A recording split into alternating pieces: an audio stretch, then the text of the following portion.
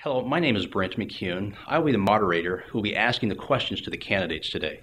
On behalf of today's sponsors, the Olathe Chamber of Commerce and Lenexa Chamber of Commerce, I'd like to thank you for agreeing to participate in our Vote Olathe effort, which is focused on educating our chamber communities, our business communities, about the candidates and what they are running for this year in the state legislature. The format for this video session will include a 1-minute opening statement by the candidates, followed by a question and answer period. Candidates will be asked prepared questions on business-related topics, and candidates do not have any prior knowledge of specific questions.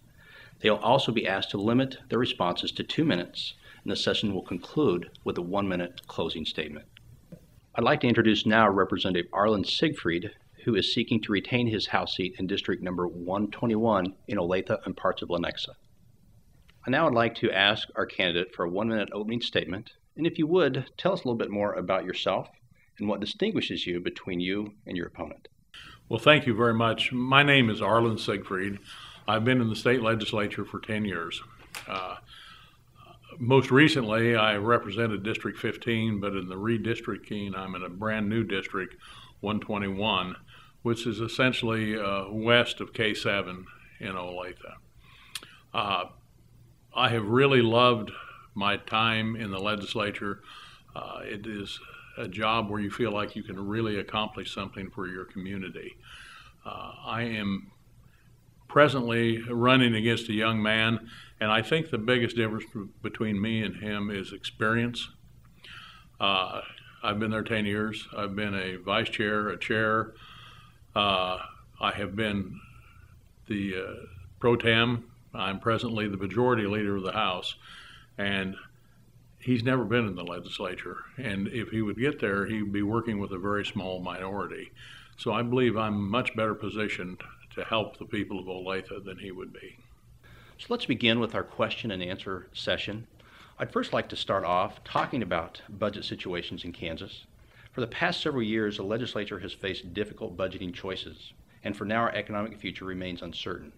If Kansas were to face another significant revenue shortfall, how would you support balancing the budget? And if you could, be specific as you can. For example, if you support prioritizing services, what are your priorities and what would you cut? When the prior administration left, we were left with $856 in the bank and a $13.5 billion budget. We had no choice but to go in and start making cuts until we could be certain that the revenues would stabilize. We did that. The first year we created about a $50 million surplus. The second year, a statutory $460 million surplus. And we will continue to try to look for efficiencies in government that we can cut back on. But we will not. And I want to emphasize this because it's always thrown out there. We have no intention, and I will not support the cutting of K through 12 education or the T-Works highway plan for the state of Kansas. And if you're proposing to eliminate inefficiencies and waste in state government, how do you expect to find that savings?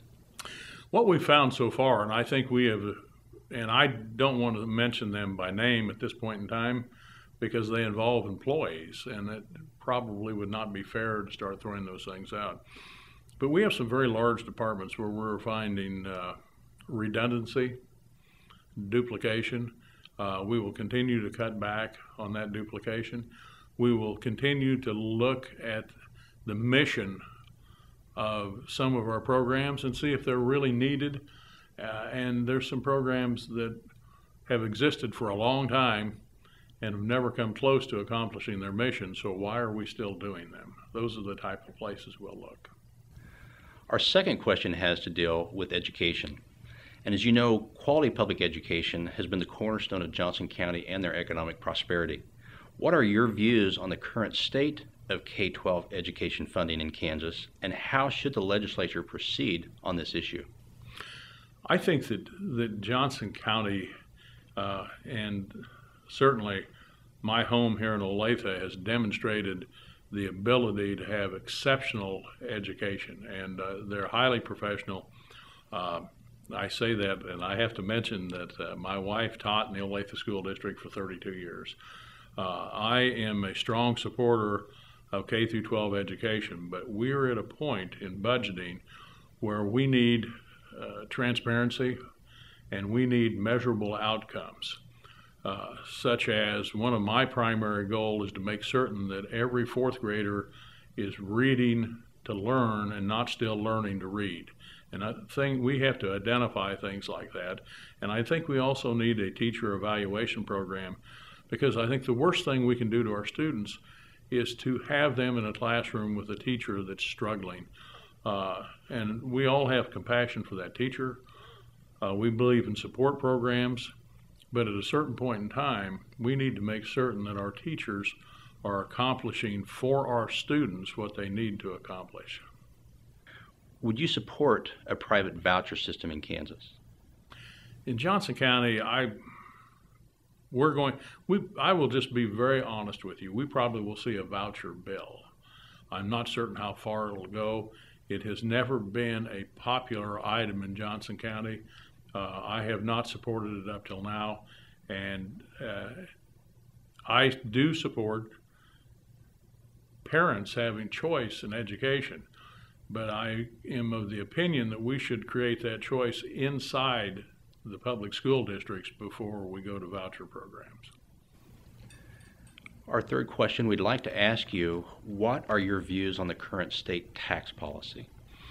We had an exceptional year last year on tax policy, and it grew out of the fact that as everyone knows, that the Senate and the House were not communicating and were having a very tough time getting agreements.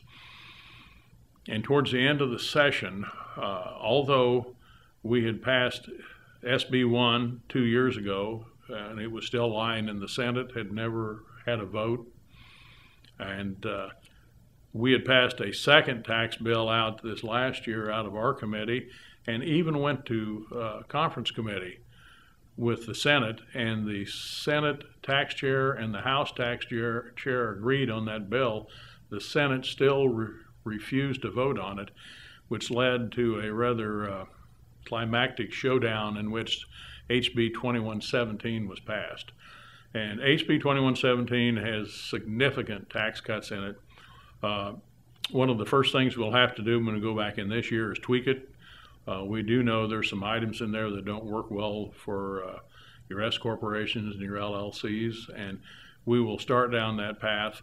I don't know where it will end up, but I can tell you this, we're not going back to the previous tax rates. There will be some tax cuts remaining when we're done. Another important topic in recent legislative sessions has been illegal immigration. How do you believe Kansas should proceed, if at all? The illegal immigration issue is an issue, and being the majority leader, I had to deal with this directly. We have, although Kansas is not considered a large state, if you drive across it, it seems pretty big, but we have a number of different economies in the state of Kansas.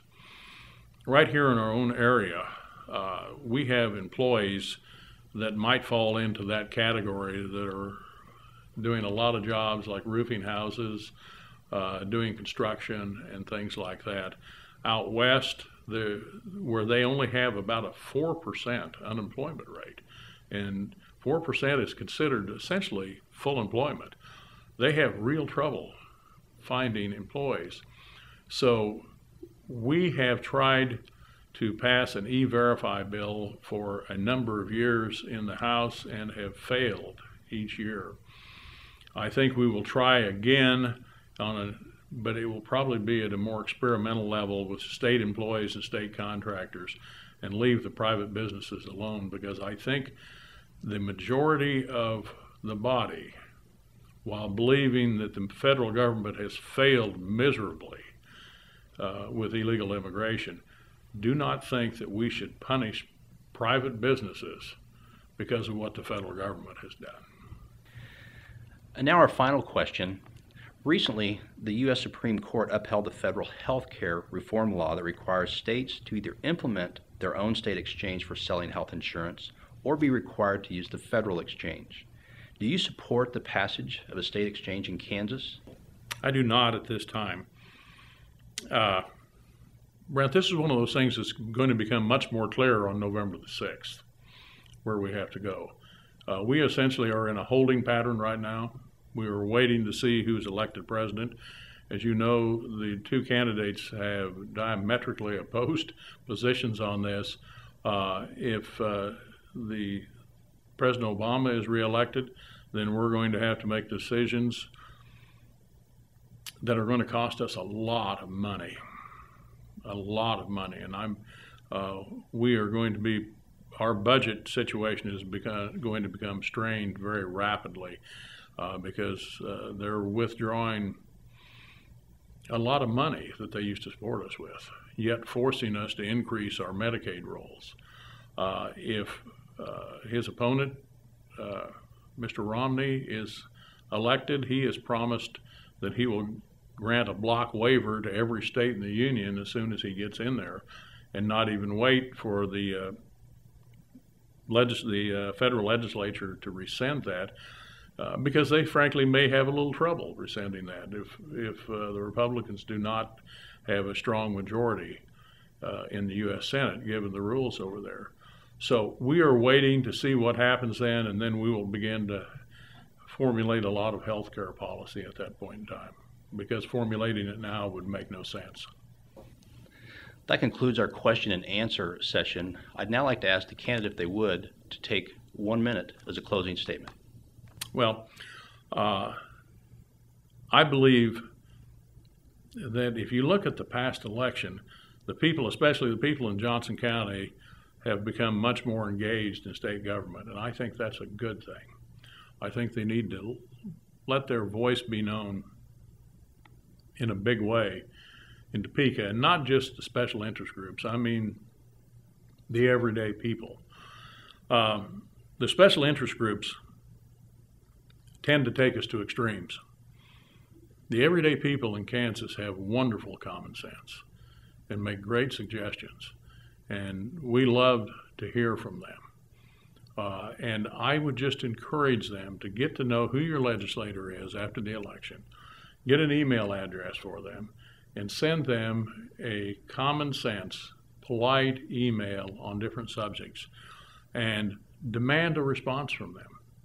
Keep emailing until they respond back to you, and that is the way to influence your legislators.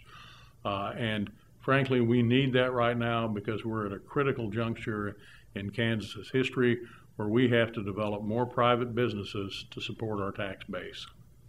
And if we don't have a strong tax base, we can't have strong school systems. We can't have a strong healthcare programs. So those are my priorities.